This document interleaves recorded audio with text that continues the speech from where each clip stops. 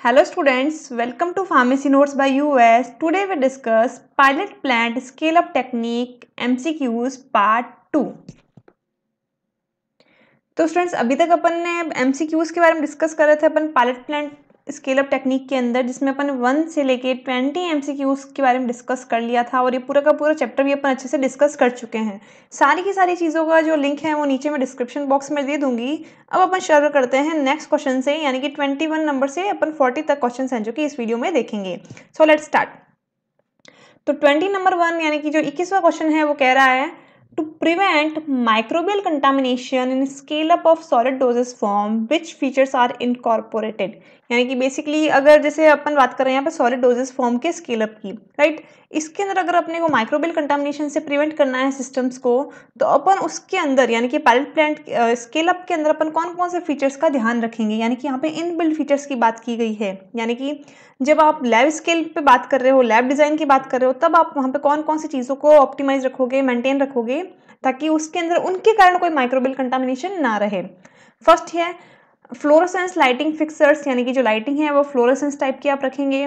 Then area should be air conditioner and humidity control, साथ ही साथ जिस एरिया में आप काम कर रहे हैं फॉर सॉलिड डोजेस फॉर्म वो एयर कंडीशनर होगा, साथ ही साथ उसके अंदर मॉइस्चर कंट्रोल के लिए ह्यूमिडिटी कंट्रोल चैम्बर्स भी रहेंगे।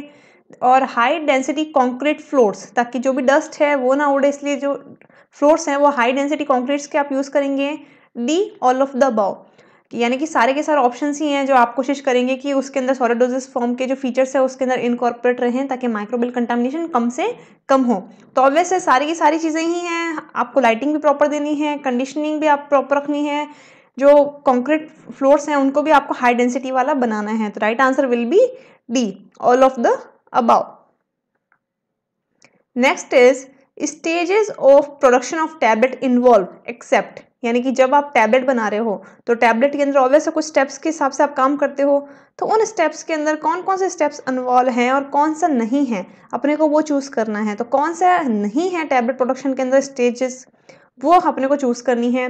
ऑप्शन की बात करें, dry blending, drawing, melting, granulation, अपने को ये बताना है कि कौन सा ऑप्शन नहीं है stages of production of tablet के अंदर। तो अगर आपको सपोज टैबलेट बनानी है तो आप क्या करेंगे, सबसे पहले ऑब्वियस आप मटेरियल को हैंडल करेंगे, मटेरियल को हैंडल करने के बाद आप मिक्सिंग करेंगे, मिक्सिंग यानी कि ब्लेंडिंग, ब्लेंडिंग करने के बाद आप उसको ग्रेन्यूल्स बनाएंगे, ग्रेन्यूल्स बनाने के बाद आप उसको ड्राई करोगे, ड्राई करने के बाद आप उसको कंप्रेस करोगे, राइट। ये आपकी सारी की सारी प्रोसेसिंग रहेगी, यानी कि ब्लेंडिंग भी उसके अंदर आता है, ड्राइंग भी उसके अंदर आता है, ग्रेनुलेशन भी उसके अंदर आता है।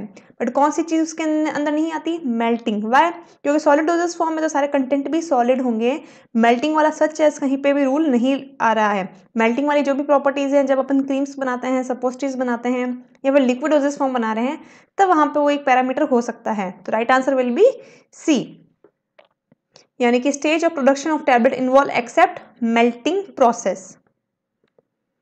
Then correct steps in stage of production of tablet is, यानी कि जब भी आप टैबलेट बना रहे हैं तो आपको किस किस स्टेप के हिसाब से हैं जो कि फॉलो अप लेंगे। और वैसे जब अपन पायलट प्लांट में काम कर रहे हैं तो अपन एक पूरा का पूरा है जो कि एक प्रोटोकॉल के हिसाब से चलेंगे, अपने पास स्टैंडर्ड ऑपरेटिंग प्रोसीजर्स होंगे, उसके अंदर भी पहले कौन सा स्टेप रहेगा, देन फिर कौन सा स्टेप रहेगा, उस हिसाब से है जो कि सारी की सारी प्रोसेसिंग रहेगी, ताकि जो चैम्बर्स हैं वो भी नियर बाय हों, अपने को उसके अंदर भी है जो कि डिफिकल्टी ना हो एक जगह से दूसरी जगह पर शिफ्ट करने के लिए।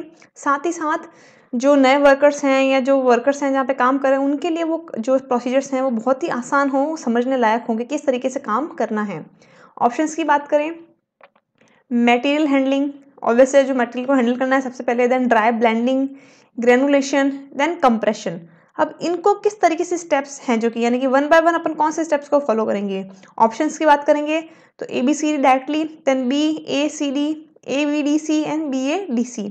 तो अगर आप ऑप्शंस को वापस ध्यान से देखें तो ऑब्वियस है अपन सबसे पहले टैबलेट्स के अंदर मटेरियल को हैंडल करेंगे कि कौन सा रॉ मटेरियल आपको लेना है टैबलेट बनाने के लिए। वो लिया, सपोज एक की क्वांटिटी 2 ग्राम, एक की 10 ग्राम, एक की 50 ग्राम, इन तीन को आपने लेके उसको अच्छे से आप मिक्स करोगे, ड्राई ब्लेंड करोगे, राइट। ड्राई ब्लेंड करने के बाद आप ग्रेनुलेशन करोगे, आइदर वेट या फिर ड्राई ग्रेनुलेशन के थ्रू। जब वो चीज़ हो जाए तब आप नेक्स्ट जो प्रोसेसिंग है उसके लास्ट में आप क्या करोगे, चीज़ को compress to make a tablet, right. यानी कि सारी की सारी चीज़ें ऑलरेडी है जो कि स्टेप बाय स्टेप लिखी हुई हैं। तो करेक्ट स्टेप्स कौन से होंगे, ABCD। So right answer will be A।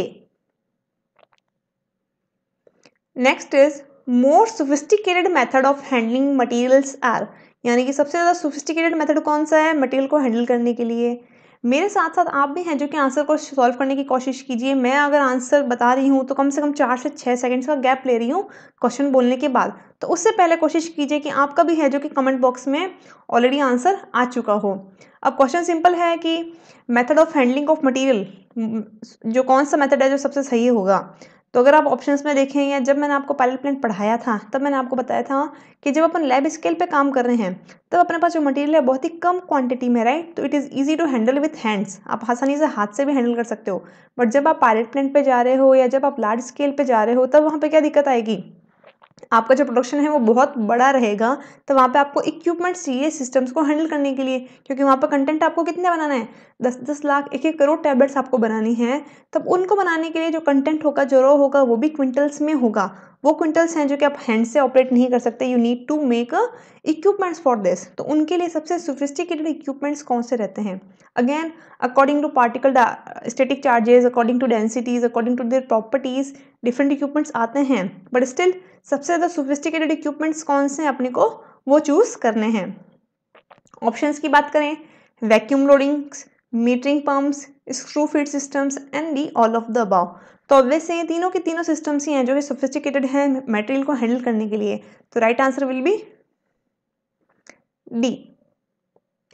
25th number question is in adequate blending results in, यानी कि अगर आप ब्लेंडिंग प्रॉपर नहीं कर पा रहे हैं, इन एडिक्वेट ब्लेंडिंग है, तो क्या रीज़न हो सकता है या क्या चीज़ है जो कि आपको रिजल्ट के रूप में मिलेगी अगर आप प्रॉपर एक तरीके से मिक्सिंग नहीं कर पा रहे हैं। तो option number 1 is create discrete portions, improper content uniformity, flow problem and D all of the above. अगर डिटेल में बात करें तो डिस्क्रिएट पोर्शंस यानी कि कहीं पे कौन सा कंटेंट अवेलेबल है, कहीं पे कौन सा, जैसे सपोज ये आपका बीकर है, आपने अच्छे से मिक्स नहीं किया तो यहाँ पे आपका मैग्नीशियम स्टीरेटी पड़ा है, यहाँ पे आपकी एपीआई पड़ी है, यहाँ पे आपका ग्लाइडेंट पड़ा है, यहाँ आपका डाइल्यूएंट पड़ा है, यानी कि ये प्रॉपरली मिक्स नहीं हुआ, तो डिस्क्रिएट है सारे के सारे पोर्शन।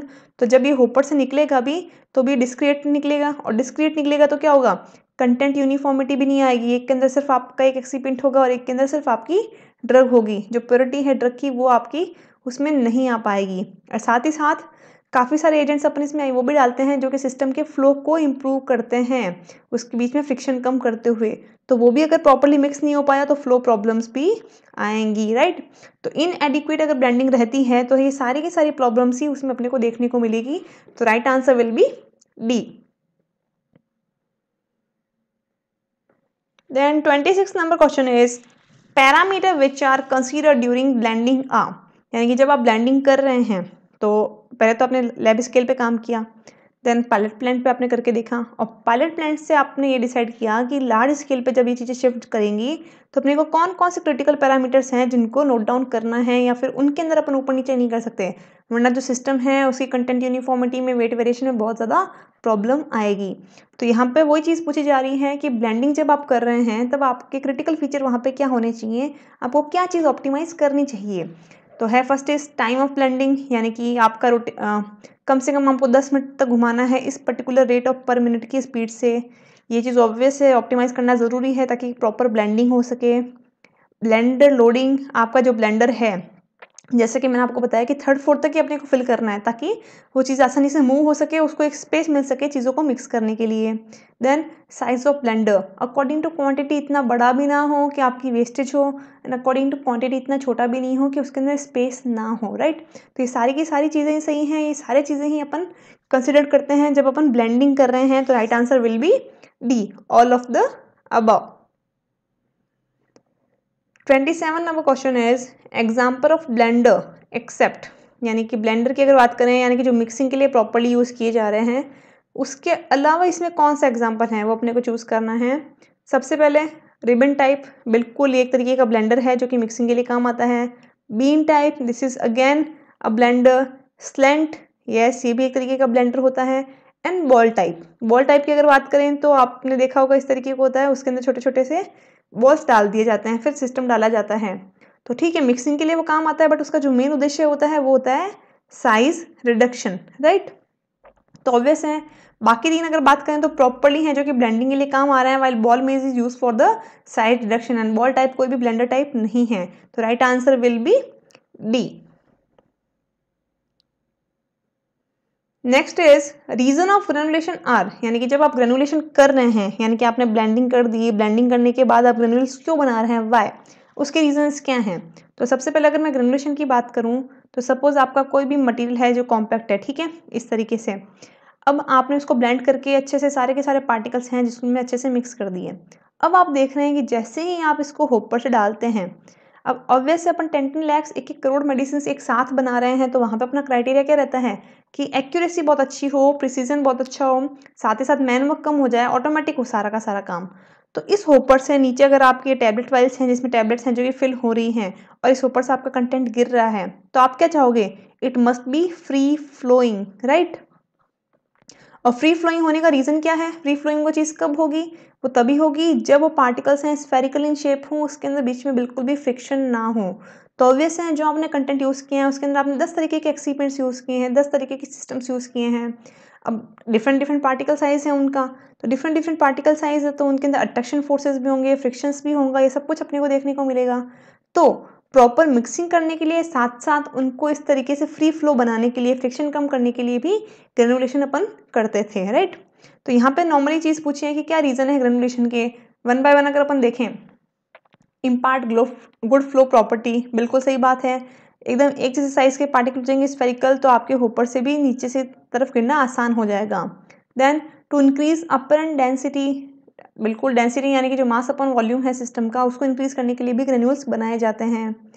फॉर कंटेंट यूनिफॉर्मिटी, जब आपने प्रॉपर ब्लेंडिंग करके ग्रेन्यूल्स बना दिए हैं और सिस्टम का फ्लो एकदम प्रॉपर है, तो ये कहीं भी चांस नहीं होता कि एक पर्टिकुलर टैबलेट में आपके डिफरेंट एक्सीपेंट्स एंड डिफरेंट चीज़ें आपको अवेलेबल मिले। वो हर एक चीज़ आपको उस पूरी टैबलेट के अंदर कॉम्पैक्ट मिलेगी जो कि आपने मिक्सिंग में डाली है। तो ऑब्वियस कंटेंट यूनिफॉर्मिटी भी मेंटेन होती है जब अपन ग्रेन्यूल्स बना रहे हैं। तो ऑब्वियस है reasons for granulation are all are the reasons, right. तो right answer will be D, all of the above.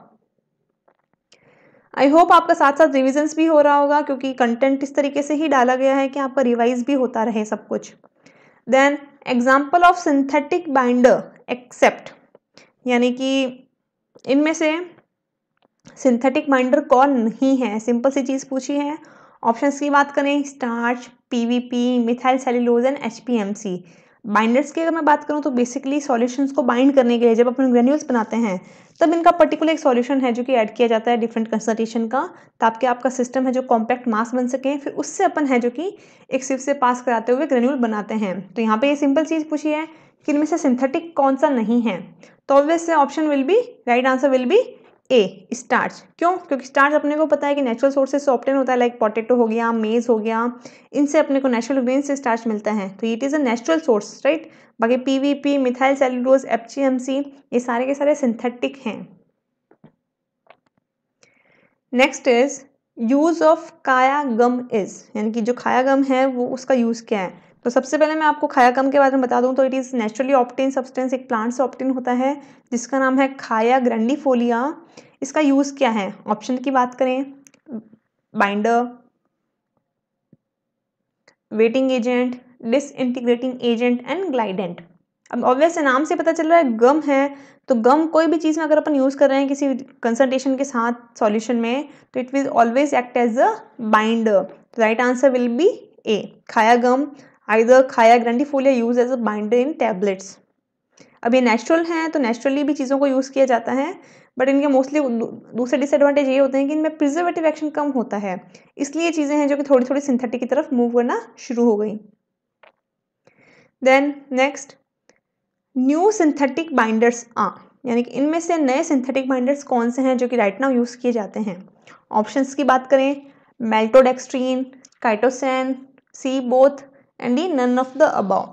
तो सिंथेटिक बाइंडर्स की जब भी बात करेंगे तो या तो वो गम प्रॉपर्टीज़ के होंगे या वो सुक्रोज प्रॉपर्टी, शुगर प्रॉपर्टीज़ के होंगे, तभी उसके अंदर वो जो बाइंडिंग प्रॉपर्टीज़ हैं वो इनबिल्ट होंगी, राइट। अब सिंथेटिक है ये तो क्लियर हो गया, बट दोनों हैं या इनमें से कौन है, तो उसके लिए अगर अपन डिटेल में बात करें तो जो मेलोडेक्स्ट्रीन है बेसिकली स्टार्ची पाउडर होता है। अब स्टार्ची पाउडर है तो ऑब्वियस बाइंडर का काम करेगा and it is synthetic in nature also.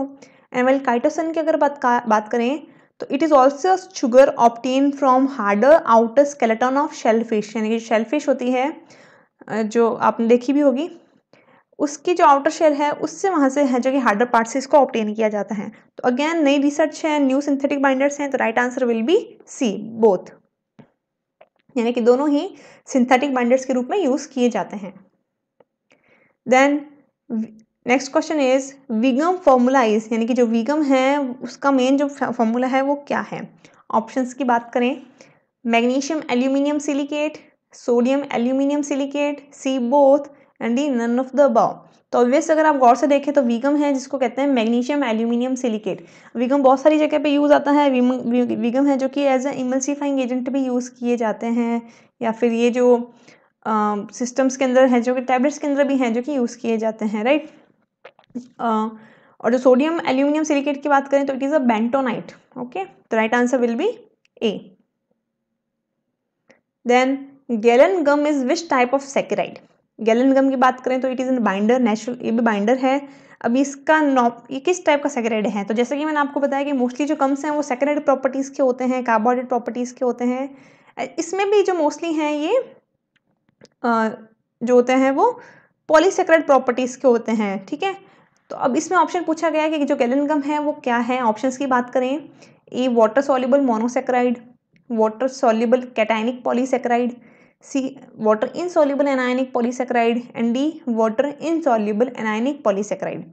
सारी की सारी चीज़ें डिफरेंट है थोड़ी बहुत एक दूसरे से। तो एक चीज़ तो कन्फर्म है कि भाई ये पॉलीसैकेराइड है, ठीक है। दूसरा, अब एक चीज़ और दिक्कत रहती है कि सिस्टम वाटर सॉल्युबल है या वाटर इनसॉल्युबल है, साथ ही साथ कैटायनिक है या फिर एनायनिक है। तो जो गैलन गम है वो होता है water soluble anionic polysaccharide. Okay, तो right answer will be D. Next question is which is not the example of gum, यानी कि इनमें से गम का एग्जाम्पल है जो कि कौन सा नहीं है। अगर आप ऑप्शन गौर से देखें तो सारे के सारे बाइंडर्स हैं, बट एक है जो कि गम के रूप में यूज नहीं किया जाता। और एक तरीके से which is not example of gum या which is not an example of natural sources या फिर सिंथेटिक सोर्सेज, दोनों ही तरीके से आपको देखने को मिल सकता है, राइट। ऑप्शंस की अगर बात करें, leucaena leucocephala seeds, then maltodextrin, anacardium occidentale gum, and khaya gum. तो ये दो तो नाम से पता चल रहे हैं they are gum in nature. And why leucaena leucocephala seed की बात करें तो ये भी है जो कि गम प्रॉपर्टीज के हैं। नेचुरल सोर्सेज के रूप में इनको बाइंडर्स के रूप में यूज किया जाता है। तो this is binder, this is binder, this is binder, this is also binder, but जैसा कि मैंने आपको बताया कि it is a starchy powder, right, but it is not gum. तो right answer will be B, maltodextrin is not an example of gum, but yes it is a binder. Next is inadequate drying occurs when, यानी कि अगर आप properly drawing नहीं कर रहे हैं या प्रॉपर ड्राइंग नहीं हुई है तो रिजल्टेंट आपको क्या क्या चीज़ें देखने को मिल सकती है, या किस रीज़न से है जो कि प्रॉपर ड्राइंग नहीं होती है। ऑप्शंस की बात करें, if soluble dyes are involve, alteration in drying temperature and rates, granulation bed is too deep और too dense, D all of the above. तो सपोज कि आपकी एक ट्रे है जिसके अंदर आपने है जो कि ग्रेन्यूल्स हैं जो कि रख दिए, ठीक है। अब ग्रेन्यूल रखने के बाद आपने उसको ड्राई किया एक पर्टिकुलर टेम्परेचर पर, वापस आपने ट्रे निकाली, और जब आपने उसको कॉम्पैक्ट किया तब आपने जब आपने उसको निकाल के कॉम्पैक्ट किया तब आपने देखा कि ड्राइंग है जो प्रॉपर नहीं हुई, अभी भी उसके अंदर मॉइस्चर है, बट आपने चीज़ों को चेक किया था, सही था। तो क्या रीज़न हो सकते हैं, फिर भी अगर डिफ़ॉल्ट है ड्राइंग के अंदर मॉइस्चर है, प्रॉपर ड्राइंग नहीं हो पाई है, तो क्या क्या रीज़न हो सकते हैं। सबसे पहले तो अगर आप सपोज सॉल्युबल डाई यूज़ करते हैं तो अपन क्या करते हैं, मोस्टली कलर चेंज पे भी भरोसा कर लेते हैं। जैसे कि आपने ट्रे डाली 15 मिनट के लिए, शुरू में इसका कलर था जो रेड था, बट जैसे ही आपने 15 मिनट बाद निकाला तो वो थोड़ा लाइटर आपको पिंक कलर का दिखने लग गया, तो वो आपके लिए ऑब्जर्विंग था कि हाँ भाई इस कलर का ये होता है, इसको बाहर निकाल ले। बट जैसे ही आपने वो चीज़ देखी तब आपको पता चला कि नहीं, डाइज आर सॉल्यूबल, तो सिस्टम के अंदर सॉल्यूबलाइज हो चुकी है, तो वो थोड़ा सा आपको कलर फेड दिखा रही थी। साथ ही साथ ऊपर वाली लेयर हो सकता है कि पहले ड्राई हो जाती है, नीचे वाली लेयर थोड़ी लेट ड्राई होती है। अगर आप कंटेंट को ज़्यादा फिल कर दें, राइट, तो अगर आप उसको प्रॉपर्ली रोटेट कर करके ड्राई नहीं कर रहे हैं तो क्या होगा, जब आप उसे देखोगे तो ऊपर से तो आपको सब कुछ ड्राई दिखेगा, तब आप उसे पंचिंग के लिए ले लोगे, बट नीचे अभी भी उसके अंदर मॉइस्चर वाले ग्रेन्यूल्स अवेलेबल हैं। तो ये चीज़ कब होगी, जब आपका जो ग्रेनुलेशन बेड है या जो आपने ट्रे ली है वो बहुत ही ज़्यादा आपने फिल कर दी है, it is too deep and too dense, यानी कि दोनों चीज़ें तो हुई। साथ ही साथ आपने जिस टेम्परेचर और जिस रेट पे उसको मेंटेन करने की कोशिश की, उस टेम्परेचर रेट पे वो मेंटेन नहीं हो पाया, तो वो प्रॉपर ड्राइंग नहीं होगा, और प्रॉपर ड्राइंग नहीं होगी तो इनएडिक्वेट ड्राइंग की जो दिक्कतें हैं, जो एरर्स हैं वो आएंगी। तो right answer will be D. यानी कि सारी की सारी चीज़ें ही होती हैं जब ड्राइंग है जो कि प्रॉपर नहीं हो पाएगी। सॉल्युबल डाइस भी दिक्कत करेगी, जो अगर टेम्परेचर या फिर ड्राइंग रेट चेंज कर दी तो भी दिक्कत करेगी, और ग्रेनुलेशन बेड अगर ज़्यादा डीप हुआ तो भी प्रॉब्लम रहेगी। Then 36 number is to increase the flow of system which type of agent added, यानी कि अगर आपको सिस्टम का फ्लो इंक्रीज करना है तो कौन सा एजेंट है जो कि ऐड करना होगा। तो डिफरेंट डिफरेंट एजेंट्स हैं, उसमें से एक एजेंट ऐसा होता है जो कि सिस्टम के फ्लो को इंक्रीज करने के काम आता है। यानी कि जब होपर है, होपर में जब आप ग्रेन्यूल्स डाल रहे हो तो उसमें एक चीज़ और ऐड हो जाती है ताकि फ्रिक्शन है जो कि कम हो और सिस्टम का फ्लो है जो कि इंक्रीज हो जाए। अब वो कौन है, वन बाय वन बात करें तो फर्स्ट इज डाइल्यूमेंट। डाइल्यूमेंट बेसिकली वो होते हैं जो कि आपके सिस्टम को डाइल्यूट कर दें, यानी कि सिस्टम के बल को बढ़ाने का काम करते हैं, बल्किंग एजेंट्स के रूप में काम करते हैं। तो ऑब्वियसली ये तो नहीं होंगे। दैन डिसइंटीग्रेट्स। डिसइंटीग्रेट्स बेसिकली वो हैं जैसे आपने उसको पानी में घोला टैबलेट को, तो वो आसानी से बिखर के स्वेल होके आपकी बॉडी में डिजोल्व होने की कैपेसिटी रखती है। सी इज बाइंडर। बाइंडर यानी कि जो ग्रेन्यूल बना के कॉम्पैक्ट मास बनाने में हेल्प करा, this is binder. While glidant are the systems who increase the flow of system, तो obvious right answer will be D, यानी कि ग्लाइडेंट्स ऐसे एजेंट्स होते हैं जो कि आपके सिस्टम्स के फ्लो को बढ़ाने के काम करते हैं। Question number 37 is example of agents when added in large quantities to the granulation in a bed create agglomerates, यानी कि इनमें से कौन सा है जो कि एजेंट है जो कि अगर आप ज़्यादा क्वांटिटी में यूज़ करोगे, एक बार में यूज़ करोगे, तब आपके जो ब्लेंडर है उसके अंदर आपको एग्लोमरेट्स मिलेंगे, यानी कि प्रॉपर मिक्सिंग प्रॉपर ब्लेंडिंग नहीं होगी। कितना भी मिक्स कर लो बट उस एजेंट की खुद की प्रॉपर्टी ये है कि जब आप उसको ज़्यादा क्वांटिटी में यूज़ करोगे तो वो एक जगह इकट्ठा होने की प्रॉपर्टी रखता है।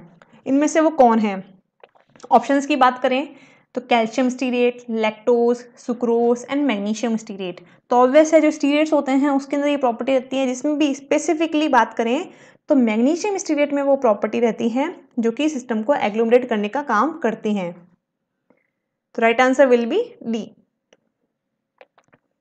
Question number 38 is improper granulation results in, यानी कि अगर ग्रेनुलेशन प्रॉपर नहीं हो पा रहे हैं या नहीं हुए हैं किसी रीज़न से, कुछ छोटा रह गया, कुछ बड़ा रह गया, या आपने प्रॉपरली उसको कॉम्पैक्ट नहीं किया है, तो क्या दिक्कत हो सकती है। ऑप्शंस की बात करें mottling, capping, weight variation and D all of the above. Mottling की अगर बात करें तो बेसिकली जो कलर वेरिएशन देखने को मिलता है वो चीज़ है। तो ऑब्वियस अगर कोई छोटा ग्रेनुल छोटा है, कोई ग्रेनुल्स बड़ा है, प्रॉपर ड्राइंग नहीं हो पाई है, तब जब आप उसे कॉम्पैक्ट करोगे तब आपको एक इवन कलर नहीं मिलेगा, आपको स्पॉटी कलर्स मिलेंगे। This is mottling. While capping की बात करें तो कैपिंग में जब आप ग्रेनुल्स से चीज़ को कंप्रेस कर रहे हो और अगर ग्रेनुलेशन सही से नहीं हुआ तो बीच में एयर स्पेस रह जाती है, और थोड़ा सा भी अगर आपके टैबलेट को झटका लगेगा तो ऊपर वाली लेयर नीचे वाली लेयर है जो कि निकल जाती है। This is known as capping. Then weight variation, obviously छोटे ग्रेनुल्स अगर एक बार में कॉम्पैक्ट हुए तो वो ज़्यादा वेट वाले होंगे, मतलब अगर बड़े ग्रेनुल्स से एक टैबलेट बनती है तो it is lighter than a smaller particle, right. तो अगेन वेट वेरिएशन भी इसमें रहेगा। तो सारी की सारी चीज़ें ही रहेगी अगर ग्रेनुल्स हैं जो कि इम्प्रॉपर होते हैं। दैट वाई पाइलट प्लांट के अंदर इन सबको है जो कि क्रिटिकल फीचर्स के रूप में लिया जाता है। तो right answer will be D, all are the factors involve if the granulation is improper. Then unequal colour distribution on tablet known as, यानी कि अगर आप कोई टैबलेट के ऊपर अनइक्वल कलर डिस्ट्रीब्यूशन देख रहे हैं, यानी कि स्पॉटी कलर देख रहे हैं, तो ये कौन सा है जो कि साइड इफेक्ट है, टैबलेट डिफेक्ट ये कौन सा है। ऑप्शंस की बात करें mottling, picking, capping and none of the above.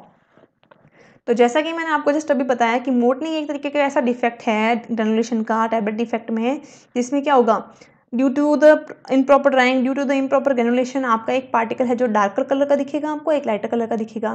तो जैसे ही आप इसकी टैबलेट बनाओगे तो आपको अनइवन कलर डिस्ट्रीब्यूशन देखने को मिलेगा। तो this is a defect mottling. So right answer will be A. Next is example of equipments use for size reduction are, यानी कि कौन से इक्विपमेंट्स हैं जो कि आप यूज़ करते हो साइज डिडक्शन के लिए।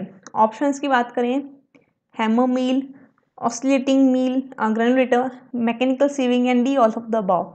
तो ऑब्वियस है हैमर यानी for cutting, oscillating granulators and mechanical जो सिव्स हैं, ये सारी की सारी चीज़ें ही साइज डिडक्शन के लिए काम ली जाती हैं जब अपने को टैबलेट्स बनानी है। तो right answer will be D. तो students I hope you understand आज अपन इतने ही क्वेश्चंस करेंगे। आज अपन ने किए हैं 21 से 40। नेक्स्ट वीडियो के अंदर अपन 41 से 60 क्वेश्चंस हैं जो कि डिस्कस करेंगे pilot plant scale up technique के, जो कि मोस्टली आपको कॉम्पिटिशन एग्जाम्स में देखने को मिलेंगे। Hope you understand and enjoy the video. Please like, share and subscribe and don't forget to press the bell icon. Thank you.